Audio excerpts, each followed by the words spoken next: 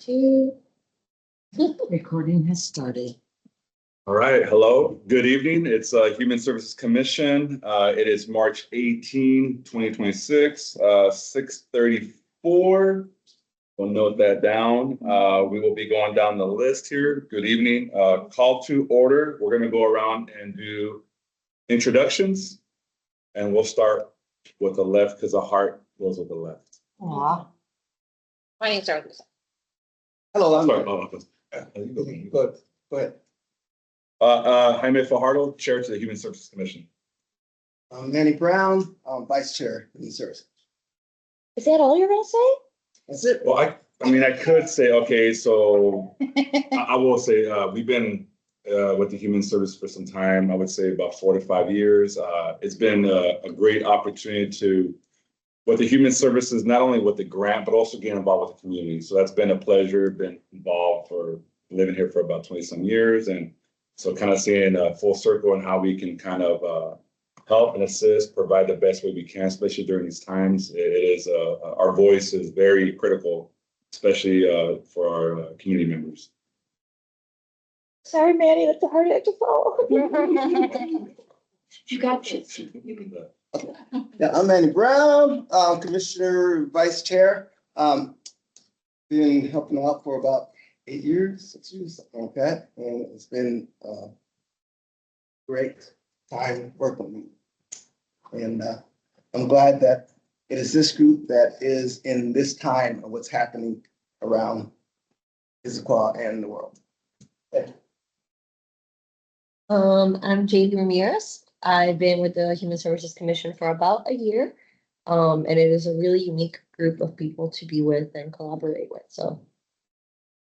Does unique mean good? Yes, yes, yes. No, like, we have like a really unique opportunity to do what we do here, so, yes. Okay, okay. Thank you for making me clarify. No, I'm just giving you a hard time. I'm Trish Bloor. I think I came on to the commission after you, right?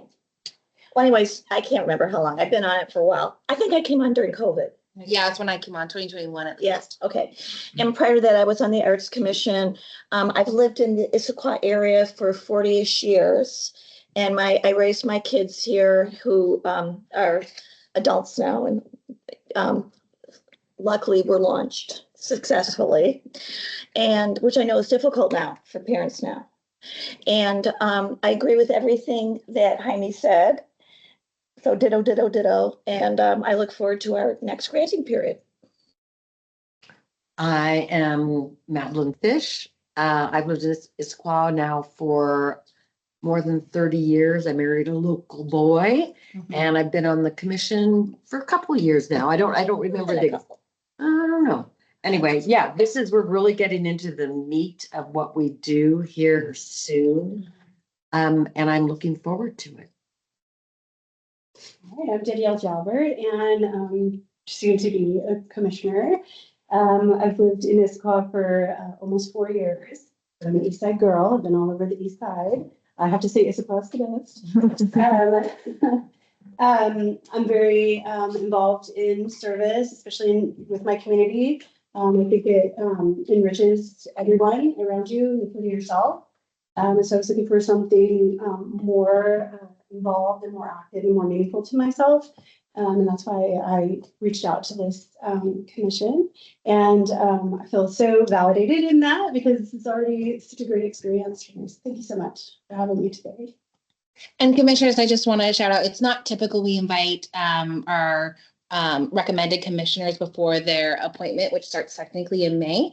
But due to kind of we are going into the thick of granting season and there's some very important information in the next couple of months. And with my pending leave, we wanted to invite the new commissioners to kind of get them up to speed as quickly as possible. So really appreciate your extra time to come and join and learn today. So thank you so much. Ditto to everything you said. Hi, Ray Manahan, Commissioner. I've been on same time as Jay, but it's approaching a year. I can't believe that. Prior to this, I was in the Human Service, or the Equity Board for 4 years. It was a pleasure to be there from its inception. And yeah, ditto to everything you said. This is an exciting time. I'm looking forward to learning and understanding sensitive to all the needs of the community, with all those wonderful organizations. It's going to be hard from what I hear, but I lean on you to guide the way for me as a new. Yeah. Thank you, commissioners. Hannah Roberts here, Senior Human Services Coordinator, Staff Liaison for Human Services Commission. I've been with the city for I started in 2021. So we're at 5 years. Actually, on April 15th will be my anniversary there. But I am a local. I grew up in Issaquah. My folks still live in Miramont. I dropped my kiddos off there. And so a lot of great ties to this amazing community. And it's just such a honor to serve Issaquah in this way. Definitely love our city here. And yeah, as you all know, I am anticipating twins any minute. So April 24th. Yeah, I know. I'm going to last. Don't worry. April 24th is technically my last day. I'm going to be enjoying 6 months off, bonding with the new girls that are coming and just expanding family. So they will, I'll be back November 2nd is the plan. So in the meantime, you are in good hands with our Human Services Manager. I'll let her introduce herself. Yeah, I'm Brenda Parker, Human Services Manager, and I have been with the city only 2 years and just in the manager role for the last year. So I've been living in Issaquah for those 2 years. Also came from the east side of the state and have lived all over the Nebraska, Oregon, Washington, everywhere. So I'm happy to be here. I love seeing what you do. You're very dedicated and faithful to this work, and it's just really nice to see. So I am a little bit nervous with Hannah leaving. I wasn't anticipating taking on this this part of the work, but you all know her very well. You know how prepared and planned everything is. So I'm definitely, she's handing it off. I don't know how to say that. I mean, you're just everything. Seamless transition. A very good transition. So, and I know that Jaime and Manny are gonna help me out. So I'm looking forward to it. And I'm hoping she'll be here also next month, but I'll be waddling in, okay? Maybe you can help me sit up a little bit, that's all. maybe we'll leave. Yeah, I'm pretty waddly right now. Well, thank you so much. We don't typically do these kind of introductions in the beginning, but it's so nice to hear some of your backgrounds and stories and history in Issaquah, lots of years here. And again, welcome, Daniel. Thank you so much for joining us. We have one other commissioner who will be joining us, probably not till May. He might join us a little bit later, but his name is Micah. So we anticipate additional commissioners to kind of join. So we may have to do this again, but thank you all. Okay, well, then we'll call the word. I do see, just for folks absent here, Murray Edwards, Huma, and then Preston. Okay, yes. So Maury has an excuse absent. Huma is working on logging in, so she's just running late. So we have quorum, so we are good to continue. Perfect. All right, our next item here is public comment from the community or inside our human services. Yeah, so we have two folks here, one person in person. We have another organization online. Hi, Mariana. And so we will invite the circle to be able to provide a public comment.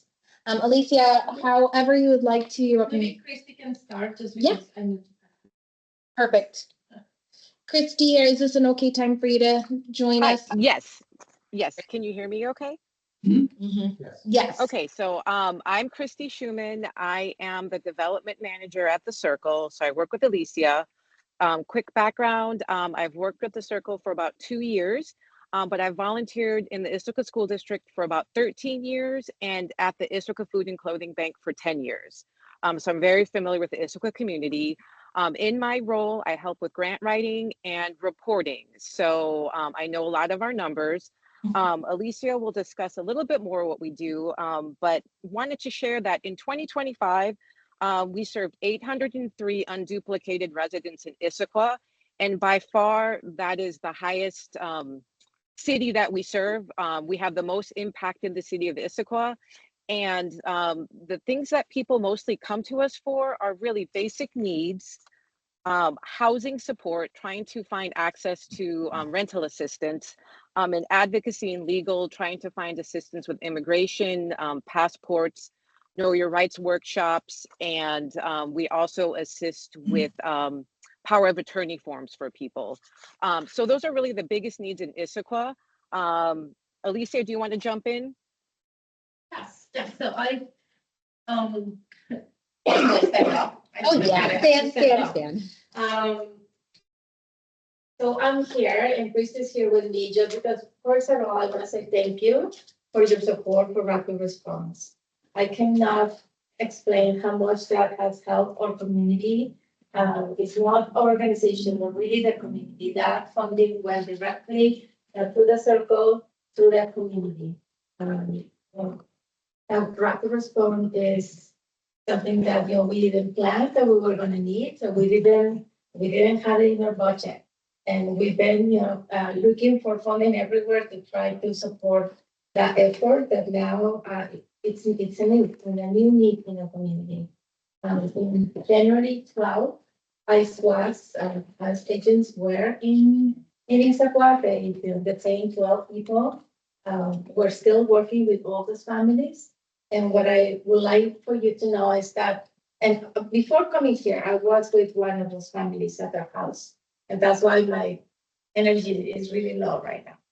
Because it takes so long to be able to support them, just to see what they're going through. I already went twice to the detention center in Tacoma to visit the person who's detained from this family that I just went to see. And I'm gonna go back on Monday because he has another court date, and I'm gonna make sure that he doesn't feel alone. That we're still communicating to him that he's part of our community. A couple of months ago, and just January 12th, he was January 11th, he was walking into our community. He was part of our community. These kids are still on a school district, and their family needs food and they need support. And I'm working with his wife, trying to make sure that we have a plan for her and her kids. We have done power attorneys. We are working with a lawyer to try to get all the help that he needs. And the family, at the beginning, obviously, they were really scared. So we were walking kids to school. We were giving them food. Now we have a system where we send food every week. In addition to the food that they receive from the food bank, we have another 2 bags of food that they need, the items that they don't get from the food bank. Because now it's only one adult in the house, instead of 2 adults paying for the rent and paying for everything. And she has 3 kids. 2 of them were really, and the oldest one as well, but the high schooler, the middle schooler, and are really struggling, really struggling. So we're working with the district as well, ways to support them. I have been in the ER 3 times with a high schooler because he gets panic attacks, and his birthday is tomorrow. So I was talking to him this afternoon, and I'm getting a cake and getting them things for him for tomorrow. But this is the kind of work that we do because I'm your neighbor. I've been in Issaquah for a long time. I'm started the circle because I knew that we needed this in Issaquah, hyper local as a table, helping neighbors. We have now a team of people who are all neighbors of Issaquah, all in our schools, all part of our community. They speak many different languages and that they're helping each other. And my hope is that this stays for many generations in our community. And I'm working really hard. We're working really hard. Christy is working really hard as well to make sure that the circle stays here for many years to come. And I just wanted to say that really we could have not done what we have done with rapid response and with the families that we're supporting without those funds that we received from you. So thank you. Thank you, Lisa. Thank you for the Appreciate work you being here. do. Oh, absolutely. Yeah. If you have any questions, you always can contact me. I know Christy has to go to drop off for something. Christy, thank you so much for your patience and joining us online. It was lovely seeing you. All Okay, thank you very much. right, take care. Alicia, you are more than welcome to head on it whenever. You're also more than welcome to stay. Okay, I'm gonna stay for a minute. That's very nice of you. All right, and then I also want to acknowledge Huma. Huma is one of our commissioners. She's joining us online. Hi, Huma, good to see you. Hi. Perfect. We're still in public comment. So we have Mariana from Centro Cultural Mexicano. Would love to hear from you.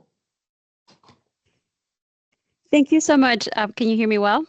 Yes. Okay, great, fantastic. Thank you so much for the opportunity to be here and be able to present ourselves and introduce ourselves. And in essence, I'll try to go as fast as I can because I know you have business to discuss. But really, I'm the new executive director at Centro Cultural Mexicano. We are located downtown Redmond, and we serve the Latino Hispanic community across 3 counties. So King County, Pierce, and Snohomish.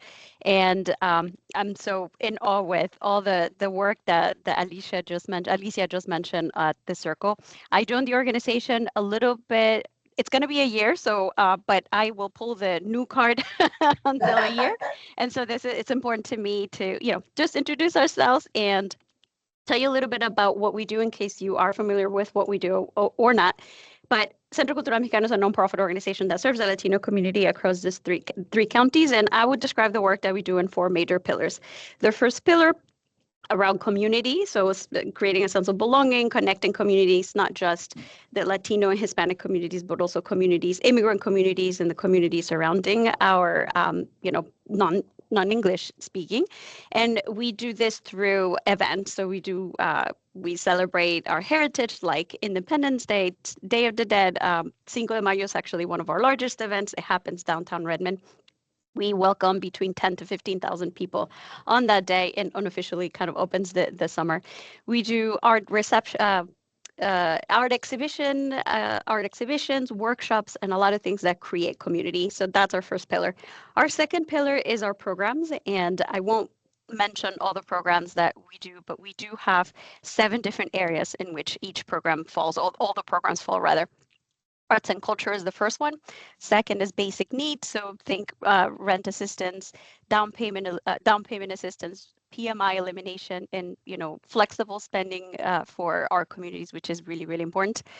Third one is education. We do English classes, financial coaching, Spanish classes. Recently, we've opened in that kind of education. Fourth is health. We have programs like Zumba, yoga, kickboxing. We also have done campaigns in collaboration with Department of Health, and you may or may not have seen our ads in the buses promoting health within our communities, both English and Spanish. We also provide support for small businesses. We do cohorts and different preparing them from ideation all the way to the registration of opening a business.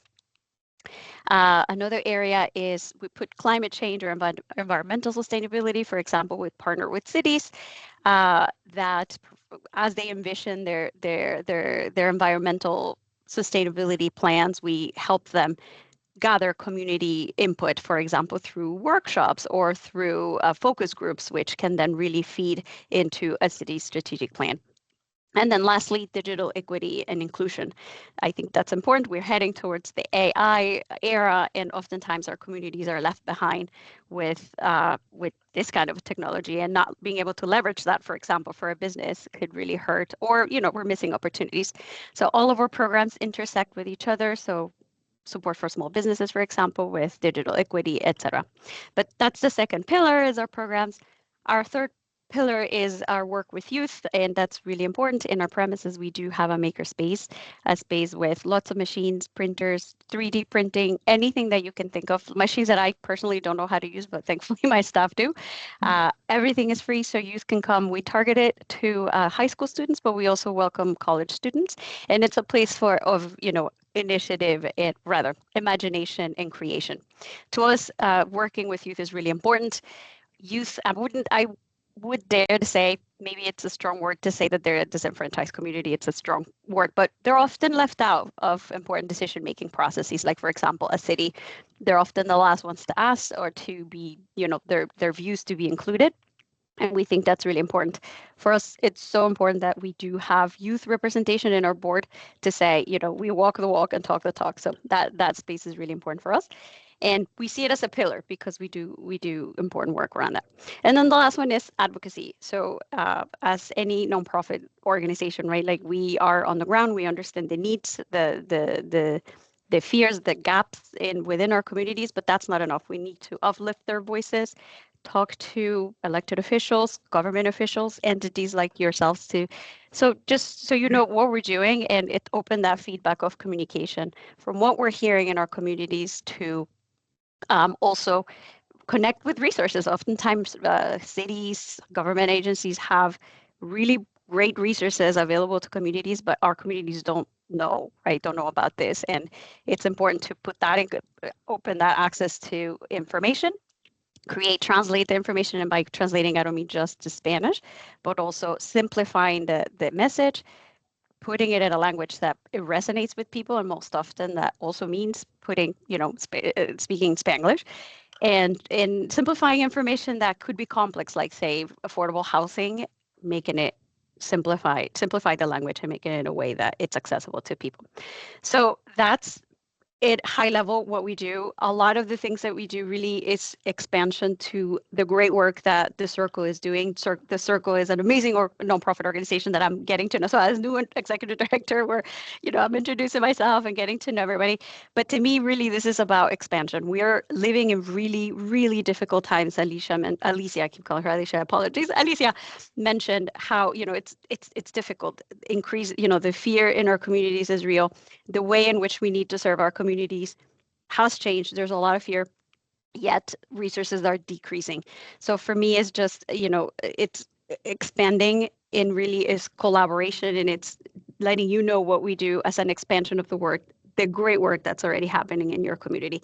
So really just wanted to introduce myself, telling you about, the work that we do, and look forward to, collaborating, and we're here, right? Like our services are free. Anybody who works through our doors gets services. So we don't, say, our programs really serve everybody.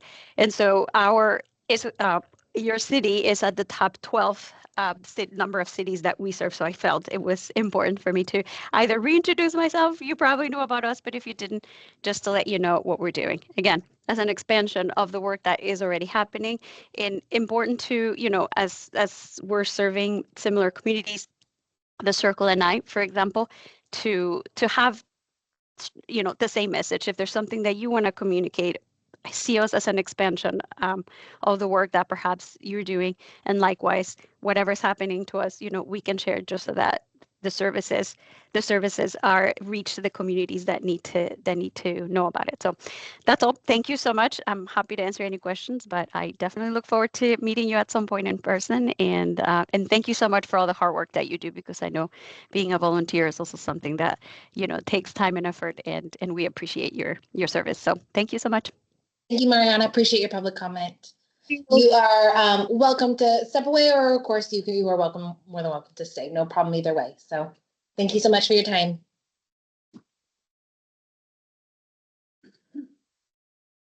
That's it for public comment. Thank you all. Thank you, man. I only have one more. One more. Well, hello. Well, hello. Here's Commissioner Manny Brown here. This is Women's Month. Again. It's Women's National Month. Appreciation of Women.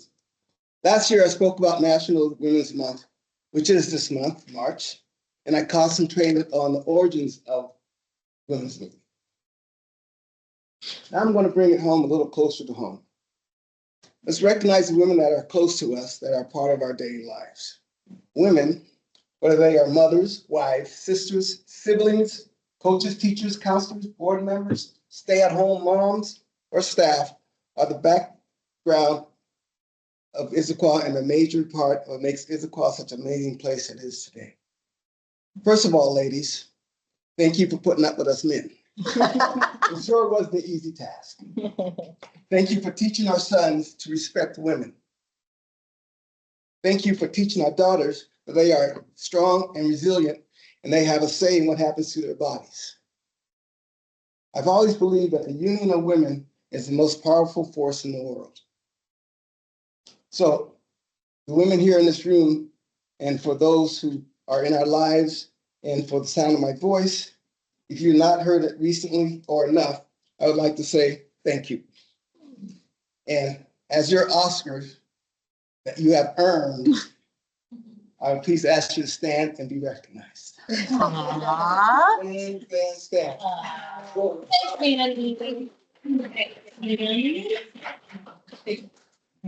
thank you, ladies. You can have a seat.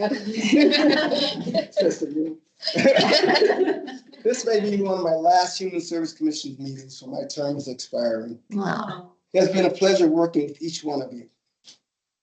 I will be gifting the Human Service Commission of Women a small plant. Woohoo. Wow. Aw. And I hope that you would plant these in your pot or your garden, and whatever you, so that whenever you look at it, you will realize that you are amazing. Each and every one of you. If you're not here, please go out and purchase the plant and say to yourselves, I am amazing. This is for me. All right? Not me, but you. So, let me close with a quote and paraphrase it. It's the only time evil wins is when good people do nothing. And ladies, women of Issaquah, you are good people. Thank you so much. Oh, thanks, Mary. Oh, thank you. It'll be here. Thank you. Oh, I really appreciate it. Thank you, Nanny. I know you'll be very mad. Oh, my God. But everyone speaks to you. I remember when you. You remember? I think you brought us roses Thank last you time. very much. Can I be honest? I didn't know it was Women's Month, so thank you for reminding us all. There you go. I'm gonna put it someplace that the deer can't get it. Now, Maddie, you can re-up, You are so sweet. I want to do the you yellow. know. Beautiful. Thank you so much. Thank you. I'm not even aware of the timeline. Have you already got all the applications for? No. Oh, no, they're open currently. So, yeah, so we can be anticipating some public comments between now and Thank you, probably. ladies. Thank you, Manny. That was But I really mean for sweet. commissioners. Oh, commissioners, I apologize. No, I can make it clear. It's, yeah, no, it's closed. Interviews have been conducted and recommendations have been sent off. Yes. Ergo. Yep. So recommendations are sent to mayor in March. It goes to council in April for final vote and approval, and appointments start technically in May. So that's the timeline. So applications usually open the February of every year. Yeah. Thanks. Yeah. Thank you, Manny. Really appreciate you. Or may not. Hmm? Or may not. Yeah. All right, well, thank you, Manny. That was very touching in terms of the educational side, but also the message behind that. Yeah. So thank you. We will move on here. We do have approval of minutes from January 21st. I move that we approve the minutes as submitted, that we approve, sorry. As submitted. Anybody second that? I'll second. So JD seconds that, okay. Obviously, I'm bye. All right, we do have, we're gonna move forward to some more agenda items for the rest of the night. We do have Human Services Commission Equity Training Workshop follow-up. There was some rescheduling, communication going out. Want to touch base on that, Hannah? Yeah, Commissioner, thank you so much for your flexibility on having to cancel. Who knew we would have snow in, what is it, March? I will be honest, it was a really tough call. We worked with other city staff. We've been working very hard to have this in-person workshop. We've been very intentional with our contract organization, and it was a shame to and tough to make that tough call. We just felt safety first. Yeah, and we knew also there's a lot of power outages, so even virtually it would be tough and it wouldn't be the same experience that we've been really working hard to get. So we have rescheduled it for May 12th. We were very limited with our Community Rises is our organization we're working with. They're very busy organization, have a lot of work on their calendar. So we're very limited on what our options were. So I do apologize for kind of the inconvenience of a late night. It's a Tuesday. So May 12th is a Tuesday. We are starting It's 5 to 8 p.m. 5 to 8 p.m. 5 to 5:30 is mingle time. So we'll have some food, some time to, hang out with our commissioners, meet other commissioners, and then training will start at 5:30 and go until 8. The workshop, the way that it's intended to be is you all received the homework. So if you haven't done it, that's okay. You've got time now. But really the intention of that homework is to be able to just for us, everyone's different on their equity journey, their understanding. And so we wanting to set in a foundation of here's some good information that you can start to read, to listen to understand. And really with some follow-up questions that will help you start thinking kind of in terms of how to have an equity lens in this application process. And then the idea is once we're there, there'll be kind of a training by our contract organization, and then we'll do breakout sessions so we can have some more intentional conversations. You'll be mixed with other cities, so you can kind of have some good gain from different perspectives, dive deeper into the content. And then the idea too, that I think is most valuable is the follow-up. So that's what this agenda item was intended for, is kind of have, hey, what did we learn? What do we take away? And how do we implement it here in Issaquah? So we are pushing that out to May. So this will be the agenda topic for May. So just kind of wanted to give you a little more details of what that will look like. Any questions? Is that still going to be at the Redmond Library? Redmond, City City Hall, thank you. City Hall, yes, which is actually next to the library, yes. And they've got really nice facilities, so plenty of space. More details to come, but yeah, appreciate if you all can attend. And then it will be in person, no virtual options. And then I will not be there for that one. So just if you're not able to attend, just inform Brenda and it's not a problem. Yeah, and I'll say to that, I attended the previous one in Redmond, and I think that the understanding was that I think they were trying to do virtual and in person. It was just not working out specifically for the topics that were being discussed. And so that was a discussion. How do we get it more, in touch, because this work really is dealing with the heart. And so I think May 12th, Tuesday, 5 to 8 p.m. is what I got. And they did a nice job of providing a packet of pre-work. Just, I thought it seemed a little bit more intentional this time. Very intentional. We've city staff from different cities, east side cities, have been very involved with the planning. So it's very tailored to the feedback we received from last cycle. So I am really sad I'm going to miss it because this one it should be really good. So I encourage you all to try to attend and get the most out of it. Sure, I think it's good to see and observe how other cities are doing their equity work, right? We have our strategic plan in place. And then kind of how does that tailor in with equity within that plan? So it's kind of a good way to see where other folks, and it's a good way to mingle, to understand where other folks are dealing with their human services. So that's a quick plug. Yeah. So Hannah, does other cities have strategic plans? A lot of them do. Some of them, like City Sammamish, I don't think they have a specific human services strategic plan, but like City of Bellevue, they do every 2 years a community needs assessment, and they have a strategic plan. Redmond has one. So They don't all have a mission statement, though, if I remember right. Oh, yeah. Which I thought was really, I found that interesting. Yeah, that is interesting. So, yeah, I like how we do it in Issaquah. Let's just say, I like how we do it. Yeah, I'm sure you can help them out. Definitely. Please come back. Yeah. Our next topic is the 2027, 2028 Human Service Grant Background and Process. Hannah? Yes. Okay, commissioners. So I have the table for the rest of the evening to really dive deeper into kind of this commission grant review process.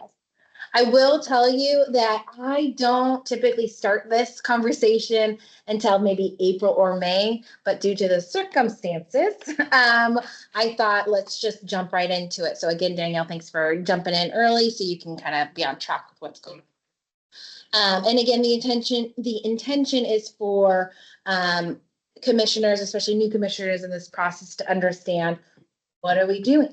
How do we do it? And we'll go in more details this presentation and even next month's meeting. So let me just share my screen here and get my PowerPoint up.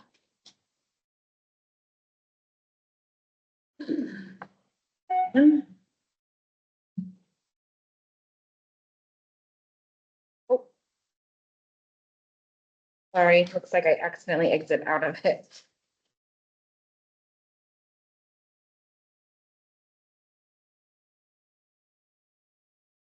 Okay. You are a go. And then commissioners, feel free to, if you have any questions, you are more than welcome to interrupt me and ask anything we have. Let me put it in present mode. Okay, perfect. All right, so we're first going to start off just kind of the high level, the background, and kind of what the general process is. And then kind of what the next steps and timeline will look like. So that's what this presentation is about. So Human Services Commission was not ignited until 2007. And really the role and the intention of this commission is to review the application and make funding recommendations that will go to our mayor for final approval and then city council.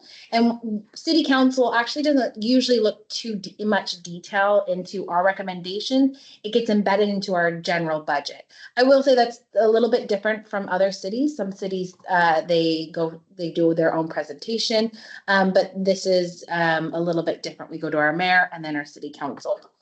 You can see the graph is kind of a helpful visual to see how the dollars have increased. So starting in 2021, we did basically we got council approval to do a formula increase that looks at our per capita, our population growth, with the intention of let's have something in place that we can ultimately increase our funding every year, but that is using that shows the need kind of as our city is growing.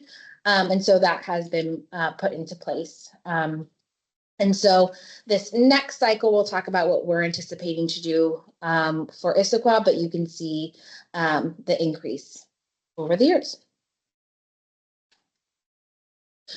So these human services grants, it's every 2 years. It is oh yeah. The formula that you were just referring to, is that included in here or? I did not put it in here. It will be in future reports that you'll receive, that you'll see kind of the actual percentage. Okay. We're still working with our finance team helps us gather those fund numbers and percentages and things like that. That's not our expertise. Okay. So once we get that from our finance team, you'll see it in future presentations. Yeah. So human services, again, this is every 2 years. So commissioners who joined us last year, you came on the nice, easy breezy year where we got to learn about a lot of our organizations that we're funding and kind of gain that knowledge. Now this is go time. This is the year where organizations applications are open for over a month. And then it's commission's job to review all the applications and make those funding decisions. And like I mentioned before, it is you have the recommendation and council typically will say, you're the experts. We're going to rely on you. We're going to trust you. And we're going to approve moving forward is kind of our typical pattern we've seen. So the human services, you'll see this logo, Share One app. You'll get a little bit familiar with it. This is what's unique. Actually, we are a collaborative of 17 cities, so north, east, and south cities where basically we've designed this process for nonprofits to say one application and applying to like 5 or up to 17 cities. We were the first actually collaborative in the nation to come together for human services grants. Yeah, I know. There's a whole article about it and everything. I wasn't here when it happened, but it's very important. And really we all kind of take a similar approach in the sense of looking at our different goal areas. Again, the equity lens really is helpful with that equity training. We will always look at kind of what our local Issaquah needs are, because right, we're funding Issaquah residents, but we also can kind of consider the regional needs and the regional approach as well. The Share One app will go in more detail, but that is our online portal where organizations submit their applications, their invoices. You will have access to this as well with reviewing the applications. And then we also use this for our contracting process. So our funding process, kind of the cycle that we go through is we really start with our community needs. And so this community needs, we conducted a big assessment that led us to our strategic plan. So we, at this cycle, at this time, we are using those same community needs that we measured in 2021, 2022. However, we are also kind of considering kind of the current different community needs that we've heard in the last year. I'm sure you all can recall when our nonprofits came in, we heard how need has gone up and funding has decreased. And we've kind of learned that for me, kind of some changes that we've anticipated this year is some of the federal funding changes. We've the federal policies around immigration, and that need has changed, I think, from our last community needs assessment. In 2021, there's a very big emphasis on behavioral health. And I would say right now we are really struggling with basic needs. And so still behavioral health is one of our top priorities. It's still a need in our community, but we want to keep in mind, you know, what's the need in 2027 and 28. So we are using a little bit dated information from our community needs assessment, but excuse me, there really wasn't significant changes enough for us to conduct a community needs assessment for a recent. It will be a future plan in the next year or two. From those community needs, though, we move to what our funding priorities are, which will go in more details. But we're taking what is our nonprofit saying? What are our members of our community saying that they need, and that human services funding can help support those gaps. We then go through the grant applications. So you'll see there's lots of applications. Numbers from last year, we had 95 applications with $2.1 million in request, with only 612,000 to be able to provide out. So we'll see what numbers look like. I anticipate it to be going many more applications and a much higher request, but we'll see. We'll have that information for you all next month. Then the next step is the grant review process, which we'll be diving in more details of what that would look like, but that's where your job and your work really takes place. We'll go to from there, we'll provide funding recommendations. Who are we funding and how much we want to fund them? And then we take it to our city council for final approval, which is usually around October, November time. Here's kind of another way to look at it from our timeline. So Q1 is, which is right now, we're basically doing the preparation for the review process. Q2 is when we're actually doing the review and recommendations. You get in the thick of it. Q4, like I mentioned, is when we'll get the adoption from our budget. And then we start the contracts January 1st of 2027. And that's when we'll be working on contracting agreements and negotiating with our nonprofits. And then we just do follow-up. So then from there, we kind of monitor their work and do on-site visits as staff. And we'll spend time getting to know our organizations we're funding that following year. So your role in this and the process that we have, you are assigned, the way that we do it, I don't know about you, but reading 95 applications sounds like a lot of time. You are all volunteers and have lives. So we have in the past, and then we will plan to continue to do, is do subcommittees. So we're going to divide it by different categories. So we are not meeting quorum, and we are having offline conversations and meetings that will discuss kind of the review of these applications. So what happens is we'll receive, let's say, 100 applications. We go through and we categorize them based off of our priority areas. And then that your group assignment will review usually around 30 or so, 30 plus applications. Still a lot, still timely, but a little more manageable than 90. Your job in reviewing it is to use our strategic tools that we have. So we'll go more details of the tools that we'll provide you. We have a strategic plan. Basically, that's what we are making funding decisions based off of. You will have a review card tool that we're going to go in more details over. You're going to have each other to kind of discuss and bounce off ideas. And you'll have also staff being able to help guide and provide input if you have any questions. And then you are the ones who provide those recommendations.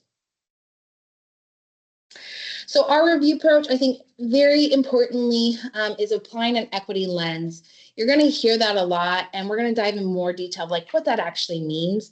But I think what you'll learn from the training that we're going to be getting in May is that the reality is we all have biases, unconscious or conscious. And we need to make sure that we are making decisions that will benefit really the community that human services are intended to need and to serve, which is you'll see in our strategic plan, people who have been historically underrepresented, people who have disabilities, mental health, unhoused, low income, seniors, youth.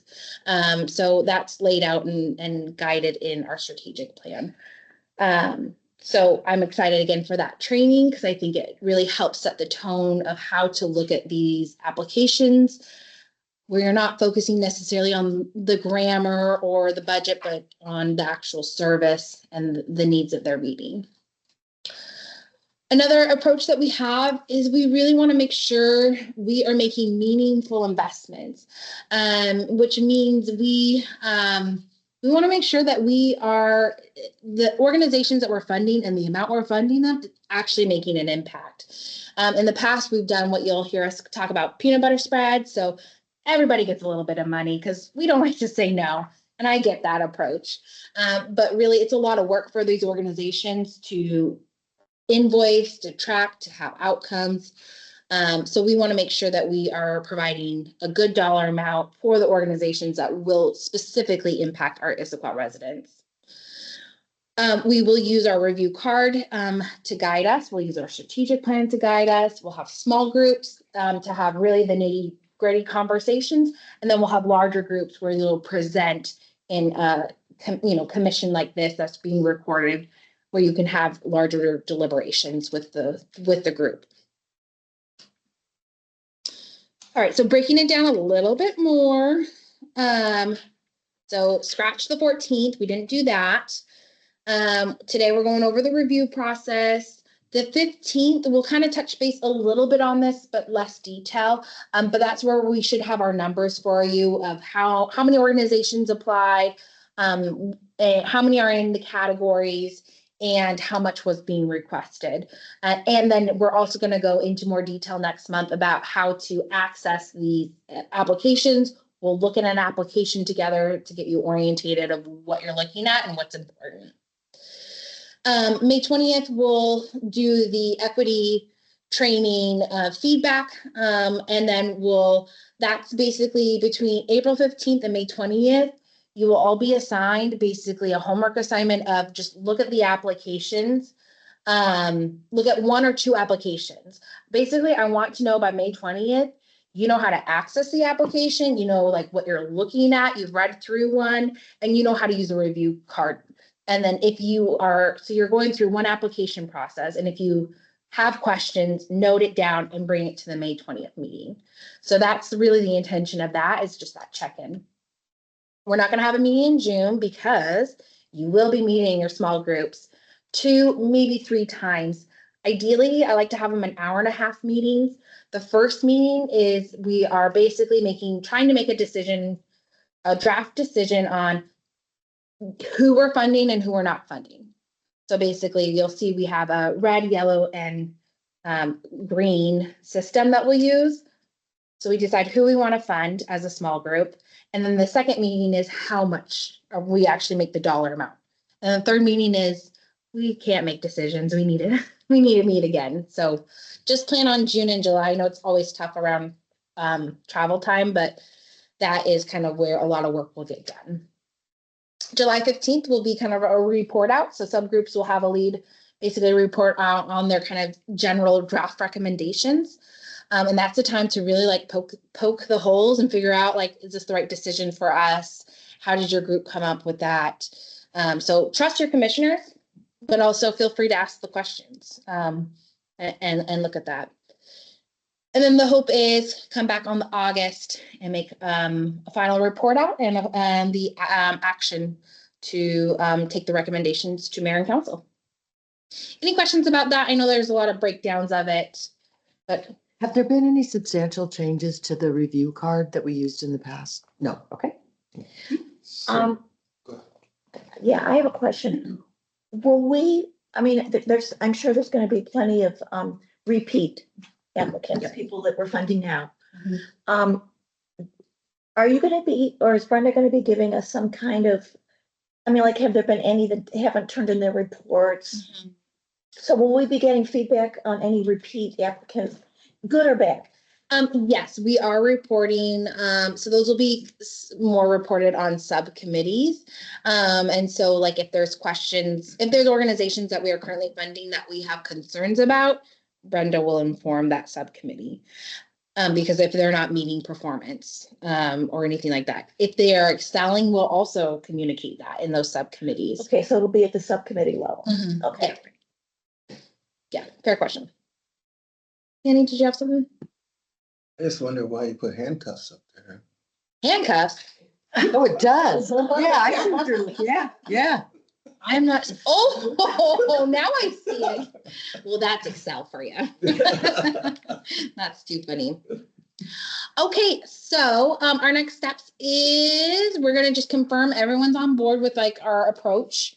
That we feel good about doing the subcommittees. We feel good about kind of, basically the idea is larger amounts, fewer organizations. That is a very open discussion here. That can also change as we go through the review process. We also want to review our toolkits that we have, making sure that if I did print them out, and the intention for our next presentation, our agenda item is to let's just look at it a little bit closer, see if we have any edits to it or concerns with it. And then, yes, like I said, April 15th, you'll get the summary of the applications we received. And then it's go time for you to start accessing them in the portal, making sure there's no kind of technical issues with that. And then by May 20th, I want you to all have the opportunity to have reviewed 1 or 2 applications, so you know what you're doing. You can do more certainly, but the goal is just to make sure you are well equipped for that. What's that? Any other questions? I would say Commissioner Hyman, I would say it is a fun process. So I know it can be kind of, a little intimidating with numbers and narratives and so forth, but I'm looking at the near folks, and it is. When I did it, I actually reviewed all night and thinking it was I have to do all night, and then I realized, there's subgroups. So I was like, I would say it's just a good opportunity to get to know the community, get to know the community organization CBOs. And also to just an opportunity to inquire. I'm looking forward to it. I'm looking forward to having these conversations too, right? How do they meet? I know with the equity training, we'll be having conversations and discussions around impact, collective impacts, less, more. I know there's always a tension around, like, are they Issaquah resident? Are they regional? And those are all discussions that we all have amongst each other. And so it is a great opportunity just to get more in depth. So And there's a great, you can go online and look at how it kind of gives you an overview of the last funding cycle, the organizations, what they requested, what they were granted. I mean, that shows it for the city of Issaquah, so it doesn't show you what they might have gotten from other cities, but it still gives you an idea about the organizations that we're trying to support. I think one of the reports that Hannah put out, it did show if they were getting fundings from different cities, right? Yeah, you can see it on the application if, because they have to basically report for each city they're applying for, what were they awarded in 2025 and when are they asking? Every commission, different cities are different timelines, so our recommendation might come out differently. So we won't know like what Bellevue or Redmond are funding them. But I'll tell you, it actually doesn't really matter because Bellevue is paying for Bellevue residents. We Yeah. are paying for Issaquah residents. We are paying for the service and the outputs of the service units. So when we provide funding to a rental assistant program, we are saying, here's $30,000 that's going to go to Issaquah residents. And that's even trickier because a lot of our organization serves Issaquah School District, which we all know has Renton, and Sammamish, and Bellevue. Yeah. But unfortunately, Issaquah City is for just zip code specific. And so they only report on Issaquah. So that really shouldn't sway our decisions of how much they're getting from other cities because we are contracting them for Issaquah residents. Well, thank you for that input. And if you want to read all 90 applications, you are more than welcome to. It is welcomed. I'm just saying you are all volunteers and it's going to be summertime and I want you to have a good life. So, okay, Jaime. All right, I see, is that a duplicate? Hannah? No, it's a little different. I see the toolkit review. Yeah. Okay. Ooh, another presentation. Another, sorry, y'all. I'm still dogging. Okay, so this one's a little more discussion orientated. I need you all a little more involved on this one. So I really want to just kind of provide that introduction I mentioned about what the review process is and the review toolkits that we have. And I would love for us to kind of look a little bit more at our tool card, which you'll see printed in your packet. Yes, maybe, and no. So you'll see the recommendation toolkit. So we'll go through that in more detail. So here's a little bit more timeline. Again, this feels like a repeat, but we've got applications are closing April 6th, 4 p.m. sharp. I will tell you, and I tell our organizations, if they submit it at 4:01, it pains me to say we cannot accept it. We've had to do that last cycle and it was very painful. So we are very strict about that. Human services staff, this is our time in the next month or so to start preparing and getting ourselves orientated. April 15th is really kind of when it's a go, when you will have access to the applications. And then you'll review the applications. We'll have 3 subcommittees in June and July, and then we'll report out the 15th. So here are the tools that I'm going to be giving you. And we'll go in more details next month so you know exactly how to access them.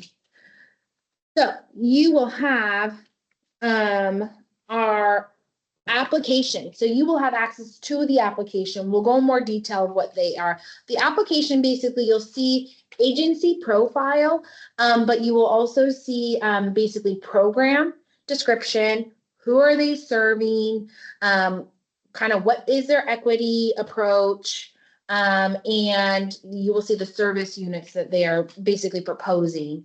Hey, we're asking for $50,000 and this is what we're proposing to do and how many residents we're going to serve. You will have access to some of their budget and financial information, some of their audits, things like that. So there's a lot of information there. We'll kind of hone in on what's really important to focus in on. You will be able to access that. I will provide access. So I'm just grabbing my charger. You'll have access with a PDF file, or you will also have access to that share one. So we'll go over that again, how to look at that. The other thing we also use is our strategic plan. So our strategic plan, again, it's how how do you say like no to amazing organizations? Well, we will have a strategic plan that will help us say, this is a really good organization, but it does not align with our strategic plan. So we have to say no, because we will have to say no to a lot of people or organizations rather. So the strategic plan, I will say, is like a 90-page strategic plan. It's very beautiful. I personally love it and nerd out on it. But I'm going to give you summaries. So whatever subcommittee you're in charge of, you will have 2 pages to read that will help say, okay, I'm in behavioral health and physical health subcommittee. Here's what our strategic plan, just how they describe it. Here's our outcomes we're looking for. Here's the gaps. Here's the needs. And then you can use that 2-page to help guide you review the applications. You will also have this application toolkit. So we'll go in more details about how to use this. But you're essentially like you have 1 per application to help decide if we should fund or not fund an organization. And then I also have a really fun Excel spreadsheet that has all the information that you need, nice and neat. If some of you remember, it's pretty similar from our last year, where basically it's an Excel spreadsheet of your subgroups that you're looking at, so 30 or so, with the organization's name, program, how much they received last year or applied for, and then a quick, like, easy description of their program and who they serve. So basically, we're setting you up so you can have all the applications in 1 file, ultimately, like the high level information. I have a question. Yeah. When nonprofits are applying or organizations are applying, do they apply for like a specific program or do they apply for the whole organization? And then if they have multiple programs, are those like different? Great question, JD. So it depends, but typically, so they're applying by the program. So you may have an organization that has multiple programs, but it's only really applicable, one of their programs for Issaquah, so they're only applying for just Issaquah. You will also see organizations that have multiple programs apply. So for example, Issaquah Food and Clothing Bank last year, they applied for a program called Food Services and a program for Case Management. So they were actually in 2 separate subcommittee categories, but they're asking for funding for different service units. So you'll see that a few times with some organizations. Yeah. When they have 2 programs like that, do they have to legally keep those funds separate and use X amount for one or the other? Yeah, so we don't necessarily follow the dollars. They have the dollars and they can spend it how they want and need. What we follow is their quarterly reports that say how many residents they served and how many service units they completed. So we are a outcome or output based funding model. So we basically pay based on if they are achieving their contracted goals. Yeah. And it would be output or outcomes for that program. For that program, yeah. Great. So, the way that we will do it in your subgroups is, again, you'll review your applications, you'll assign them a color. Again, it sounds so simple, but it is helpful how simple it is. You basically assign them a color. Green is saying, yes, they meet all the green standards for Issaquah. We should definitely fund them. Yellow is basically saying, I think they meet some of the requirements, but I don't really know enough. I need to talk this through a little bit more. I really don't know is what yellow is kind of meaning. And red is just, and you're going to have a lot of red, and that's the hard part. But red is basically, it doesn't align with our strategic plan, or it's a duplicate, or they're not in Issaquah. And so really, I will be honest with you, the goal is to have that first subcommittee meeting. Ideally, half of your applications are red at that point. And you're going to have probably more likely more red than that. So just keep that in mind. So in the meeting, first meeting, again, you kind of go through each one and say what commissioners placed green, yellow, or red. And then as time permits, you'll have more discussion on the yellow ones to either move them to the green or move them to the red. So once kind of you have that initial, okay, this is who I think we want to fund, we'll keep a few in yellow in case we have more funding or have, just more room to play around. The next meeting is you basically now play with your dollars. So we'll have a total X amount of dollars, so around, let's just say $612,000. And then we'll allocate each subcommittee with a certain dollar amount. And that's what you're basically playing with. And then you can figure out how much you want to fund an organization. I have encouraged organizations to apply for what the need is. So I am anticipating dollar amounts to be quite large. It's not very common we provide 100% of the request.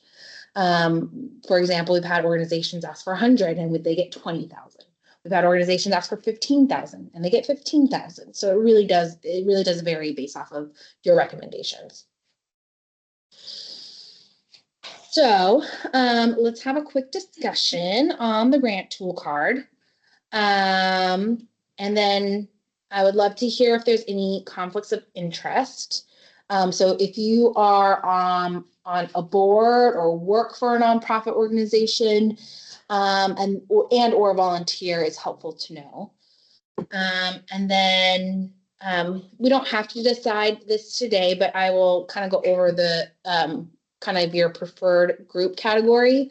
What I'd really like to do this year, though, is kind of pair new commissioners with commissioners who've gone through this cycle before. That is my ultimate goal, but I also want to try to meet your preference if possible. So the grant review card, let's just pull that up real quick. So you will have an electronic version of this. You can create one for each organization that you have, or you can kind of basically use the Excel spreadsheet. But the information here is agency program, the focus area, that's kind of the subcommittee group that you're in, is culture specific, who do they serve? And then down below, you'll see kind of how green is described. This has not changed from our last cycle. So the first thing that we're looking and determining is this program and the services they are describing, is it aligned with our strategic plan? So is it in one of these categories? So that would be a green, maybe, or a red. In that, who are they serving? Is it listed in our strategic plan? Are they serving people who have been identified in our strategic plan? And you'll see, does it align with our strategic actions? So again, in the summary of your subcommittee, you'll have all that information to reference. And then we're also looking at the program description. Does it align with what the needs are? Is it unique specifically to Issaquah? Another big one that I think is a way to put more people in red is access. So we all know Issaquah, part of Issaquah is really hard. One, organizations, it's hard to get them out here. So if they're local, that's a big green. If they're not local, they certainly can have like remote sites, or they can, do home visits. But we really like to prioritize Issaquah located organizations. We also really care about kind of what their equity focus is. Who are they serving? Do they have language access? Do their staff represent kind of the communities that they serve? Another big one is program impact. I think this one is also a way to help put more people in the red. Is this program going to make really an impact in our community and meet those needs?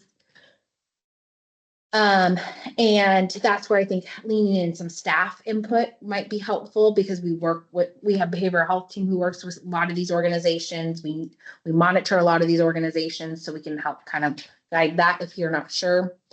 And then one that's also really helpful is duplicate programs. So that is how we ultimately eliminate a lot of great organizations, because we want to prioritize Issaquah specific organizations. Yeah. You made a comment earlier this evening that you anticipated a our strategic plan focus areas are still the same, but you do anticipate a higher need in basic needs. Mhm. And when I look at the categories, would you consider basic, a lot of that falling under the housing contingency? So yeah, basic needs actually can be, usually it's under community resources, like for food services. Okay, okay, But like, basic needs like rental assistance, for example, would be under housing contingency. okay, Yeah. good, thanks. I thought last time we did this, that at the beginning, we had, like, say, 25 green, Mhm. and we had to cut, even those that we had green, we had to figure out, okay, because you don't know how many you're gonna have when you start going down the list, right? So you have to cut some of those out, Mhm. and you take into account that it's more effective to give one 10,000 than another, than two of Yeah. them, 5,000. Mhm. And so we have to end up cutting those out. So it's, You have to find that balance between the peanut butter and the, Yeah. yeah.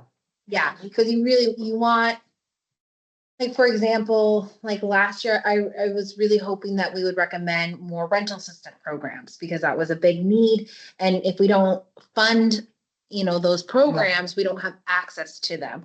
So we had to really spread some of that dollar amount to add more rental assistant programs to serve Issaquah. So that there's that balance. Yeah. Tough. it is, those are heartstrings when you're doing this, so. Yeah. Yeah, exactly. It's really hard. Okay. Well, as of now, this is what we have, but I want to give you some time. There's time, probably between now and our April meeting. We'll put it back on our agenda to see if there's any kind of questions, actually till May. Once you start doing it and after our equity training that we have, if you feel like there's any or I think we need to measure this. I think we need to add this topic to our toolkit, or this one's not really making sense to me. Let's bring that back to our May meeting. So we'll treat this as our toolkit guide, but please, commissioners, if you have edits or confusing spots, let's review it. All right, commissioners, if you feel comfortable, would you mind reporting any conflicts of interest? And if you prefer just to email me, you are more than welcome to.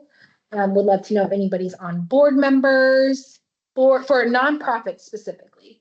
And so if you're a board member of any of them, if you are a staff or if you are a volunteer. You already know mine. Yeah. Nope. Oh, hey, Huma. I thought you were asking if we were part of any other boards that might present a conflict of interest. Yeah, are you thinking you might be on like a nonprofit that might apply? No, I was saying nope. I'm No. not anything so there's not even a possibility. Okay. Do you want me to repeat mine? Food bank, influence the Not food bank. Okay, yeah, then, yeah, just. Influence the choice, Issaquah Community Services. Actually, I guess, and then my other one is a regional, so it's not, Okay, and ICS, do you volunteer there? I'm not on the board. Okay, No, I'm on the board. I'm on the board for ITC and I volunteer at ICS. volunteer is a little grayer than the board, but so influence the choice would be the conflict for sure. Yeah. Thank you. And I'm sending you an email.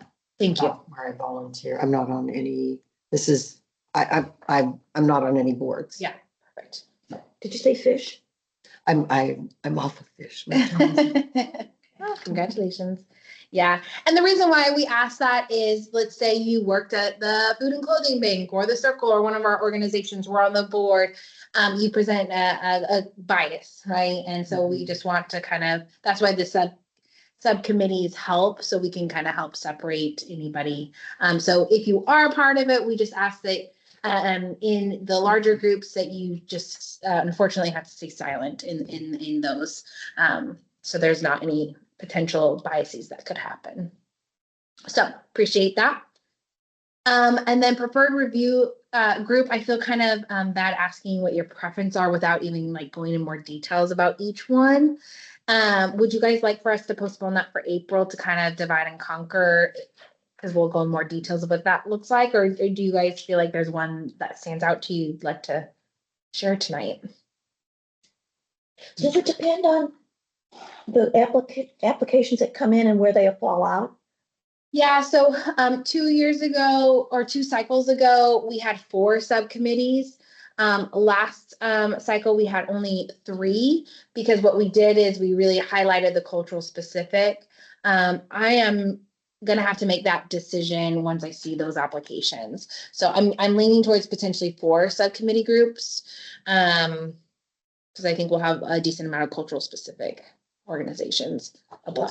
Plus, if you have more applicants, Mhm. you know, Yeah, even 40 each is, you that's a know, lot. 30 is a lot better than 40. Yeah.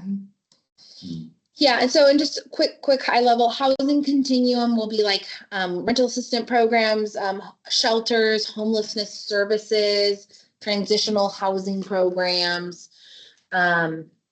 Community resource is kind of the catch-all be-all. So you'll see like employment services, food services, advocacy support. Where the food bank falls. The food bank falls in that one. Like senior specific services. So it is a much larger category. Physical and behavioral health. So anything mental health or substance use related programming. Physical health is like medical, dental programs. There's not as many medical programs that do apply for grants, but there's enough. So we put them in the behavioral health. We also have placed DV services, so domestic violence services under physical and behavioral health. I am anticipating more applications in that category this year.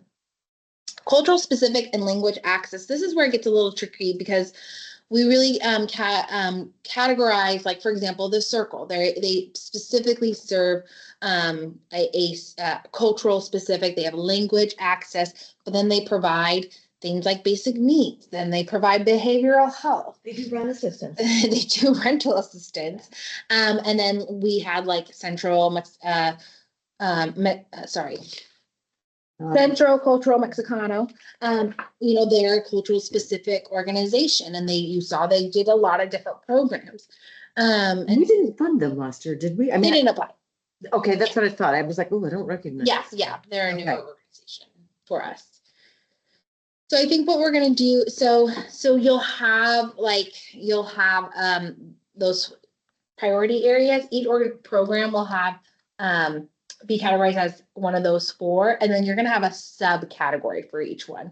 So like, for example, housing continuum, you'll have a housing continuum program, but then it'll be defined as if it's a shelter or if it's rental assistance or if it's transitional housing. So that will kind of help. Then you can do, okay, let me look at all of our rental assistant programs. Okay, there's 5 of them. Who do we want to apply for our rental assistant programs? So that subgroup will also help kind of look at making those decisions.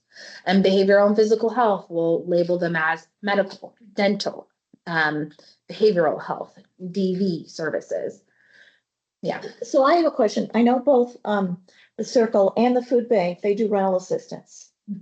So when they apply, I mean, are we going to ask them to break out if they're asking for rental assistance? So it's up to them what they apply for us. And we encourage organizations, and we've had lots of meetings so far with organizations right now, probably at least 10 different organizations who ask us these questions of, hey, how should we apply? And so whatever they apply for is what we're funding. So for example, the food bank didn't apply for rental assistant. But they've done a lot of rental assistance. I'm aware of. Oh, 100%. But if they didn't submit for that specific program, we're not funding that then we're not funding it. or tracking it. But if they want to apply as a separate program, I see what you're saying. they are more than I welcome see to. what you're saying. Mhm. I So see what you're saying. yeah, so last year they decided, hey, we do a lot of case management. Let's see if we can get funding for that I service. see what you're saying. Yeah. And then same for the Circle then. Yeah, the Circle, I think we've encouraged them to do multiple applications this cycle. Do we look at their funding request and look at that? I don't know what I compared to, but like what percentage of their overall budget it is that they're looking for? It's not measured in our toolkit, but it is something that I know that commissioners do look at. And I also encourage organizations, if you're asking for a significant increase, like have a good reason why. Let us know like why you're asking for $100,000 more this year. I know another thing we've looked at is like, board composition, you know, who are they, is the group that they support or are trying to support, are they represented? I mean, there's been different things we've looked at over the. Yeah. Question two, and if they identify a preferred group tonight, can they change their mind? Oh, yeah. And we don't Okay. have to decide tonight. I sent you. Oh, okay. Thank you. I don't want to say it out loud because then someone else. Oh. I don't want to be in that subcommittee. Oh, God, we want We all love each other. We're fine. How much time do you need? If you can let us know. I mean, by April 15th would be ideal. By the meeting, if you can come kind of prepared for which one you'd like. That would be, and you'll have the agenda packet with the information so you can look to see, and you can look at our previous organizations that applied and what categories they were under. I will say this might be the year where you just have to go where you have to go. Unfortunately, because I think we're half experienced and half not experienced. And I think more importantly, I'd love to pair an experienced commissioner with a new commissioner in this process. So if you can be understanding of that, that would be, I think, behoove everybody in this process. That's a good idea. I agree. But I would love to know where ideally you would like to go and then try my best to fit as many of you in that. So why don't we just do this, follow up with an email if you know, otherwise you can let us know on April 15th. Oh, yay, I'm done. Any other questions? Do we feel a little more orientated of what's about to happen? Okay, yeah, good. And again, I think April 15th, you'll have an actual summary of what we're working with and what we're doing. And we will have an application to kind of walk through. And we'll show you kind of the portal, where to access all of that. And then, and it's a go. Great. Thank you, Hannah. We're gonna move on to reports. In terms of chair and or commissioner reports. Is there any reports from the group? I have a question, but I don't know if we should go on to reports or later on. Hit us up. Okay, so I was digging through like the Human Services Commission websites and I found a few links that were like maybe like out of date or like that are not working. Yeah. And so I started writing an email to you, but then I was like not sure if there's like a better way to communicate that or That how is that sort of so sweet information of should be you. like shared. And so now I just have a lot of tabs open with like trying to be like, okay, how do I communicate all this to you? Oh my gosh.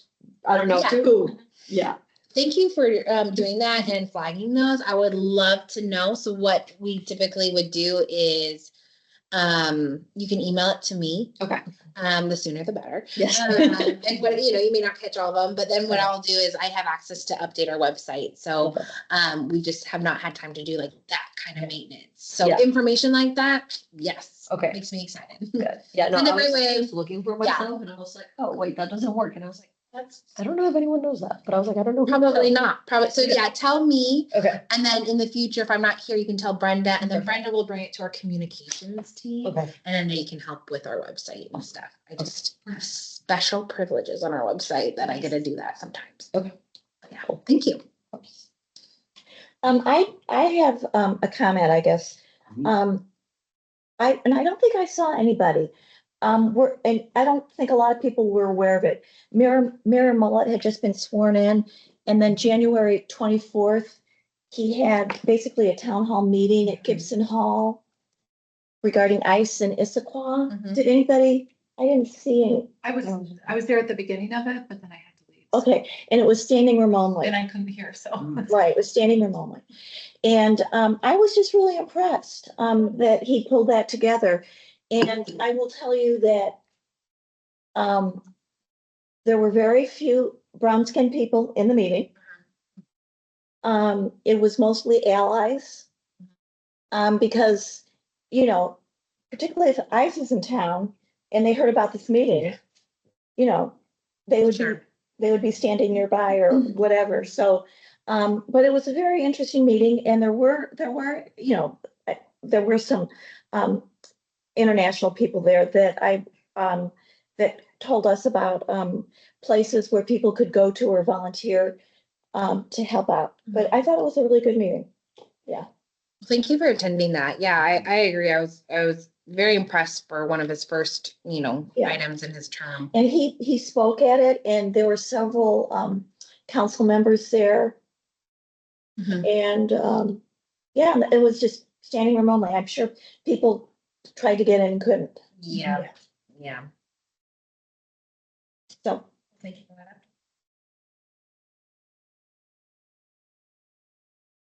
Speaking of council members, when is council member Michelle's? Michelle. She having celebration or? Oh, that's a good question. Do we know? I have not heard of any sort of celebration. Yeah. Yeah, so I was gonna provide it in the staff report, but I'll bring it up now. So some council updates for folks. So we have unfortunately Council Member Dee Michelle. She's been a huge advocate for human services. We really enjoyed working with her and her services. Huge shout out to her. She unfortunately had to step down due to some medical concerns, and so we are hoping the best for her. As far as a celebration, I'll have to look more into that. And then we'll pass that information on to commission email to let you all know if you would like to participate in that. So with that, make some changes. So Council Member Dee Michelle, she was president. So now we have President Martz stepping in for that role, and then Deputy Council President Jane. Yes. Are in those new positions. who was the deputy? Jane, she's Jane. Kelly. Yes. I thought Lindsay was gonna step Thought in. Lindsay was No, No, they that's what had, my email told me. right, they had new roles and then Dee Michelle stepped down. So but there is still an opening. So there's an opening, commissioners. You may have gotten an application or you. Go for it, Heidi. I may, come on. So, commissioners, I don't want to lose you, obviously, but I do want to encourage, we always like council members who are allies and supporters of human services. So please don't hesitate to go through the application process if you have any questions. We will point you to people who really know and who will give you the best support in that process.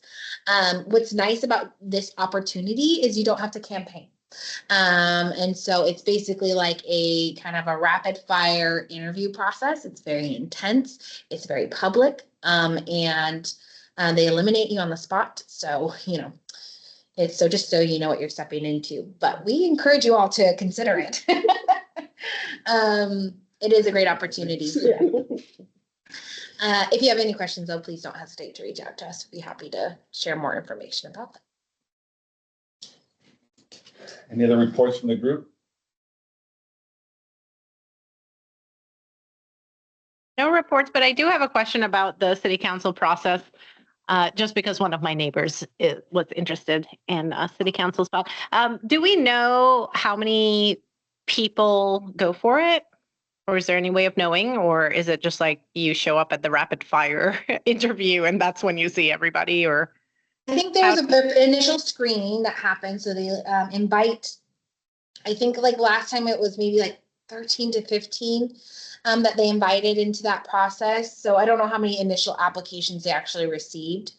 But it is, I think it can be quite competitive because again, the opportunity is you're not having to pay for campaigning or that process. totally, exactly. Okay, thanks. I can add to that a little bit because they do publish an agenda packet.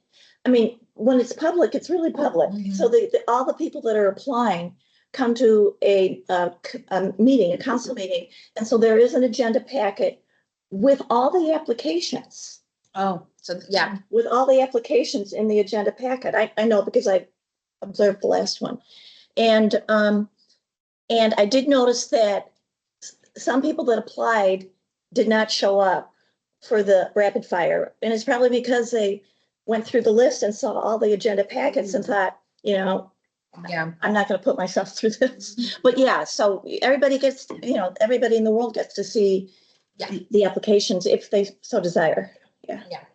Yeah, and if you have an opportunity to reach out, if you're interested and you have an opportunity to reach out to a council member, they are very open to those conversations, and I recommend taking that step. I also assume that this rapid firing has been recorded at some point. Oh, yeah, it's Yeah, live. So you It's can live. actually go in and see. It's on YouTube. Yeah, yeah. So, if you have questions. Yeah, it's on YouTube. Yes. You know, these are also on YouTube as well. Okay, so we're recorded and we go on to YouTube. I will say, I think I'm the only one who sometimes watches it. Is that when you're having trouble getting to sleep? Right. No, if I can't remember who approved something. Anxiety attack. Okay, well, is there any announcements from the group? Sorry, real quick, just I can follow up with some emails, but just want to share some events that are coming up you might be interested in either attending or volunteering at. So end of April, 27th through the 29th, Clothing Community Closet. They're our new organization that we've presented. They've had 2 Pickering Barn events. Yep. They are having another Pickering Barn event. This is a 3-day event though. Monday will be donation day. So if you have any clothes that you want to donate, we're very they are very specific about, it's not bring clothes that you would want to wear yourself, you know, and they don't take certain things. So there'll be information on those specifics. But what they're doing this time is a little bit different. Donation day. And then the second day is going to be invite only for food bank and the circle residents and the garage, I believe. So they're really kind of trying to get their specific target audience. And then the third day is the first half is registration day, and then open to the public. So it's a very, like, if you have to register for the time slot to come in. Oh. Yeah. So they have, For volunteers. no, for shop. That's different. That's new. Yeah. That's right, you worked there. You Mhm. volunteered there. Mhm. Working, right? How did the Mhm. It was, there was a lot of lessons learned last time because the first time it was really successful, very smooth. The second time it was word of mouth got around and we were not prepared for those members, and how quickly things were going. Yeah. what was the date on that again? April 27th is donation day. That's a Monday. Tuesday is for garage and the circle invite only. And then Wednesday, the 29th. Flyers will start you'll see it start on our, we're not going to be advertising that Tuesday for obvious reasons. But just want you to be aware of how they're doing it this year, or this time. So I will not be in attendance. So they're doing internal advertising to like the swimming pool and. Oh, yeah. Yeah. And then if you want to volunteer, our process is this, you have to do a background check because it's a city event. That's our process. Takes up to 48 hours. But yeah, the more the merrier. You know, who's coordinating like volunteers. The community clothing closet folks. So They have a website. yeah. Now, are they in our grant? They will be applying. They didn't apply this last. They didn't exist. They're like babies, nonprofit. They just, 6 months old. And checking applications, if you're on, say, Human Service Commission, I assume you don't have to go through The screening process for volunteer. technically, we need a background check. I know.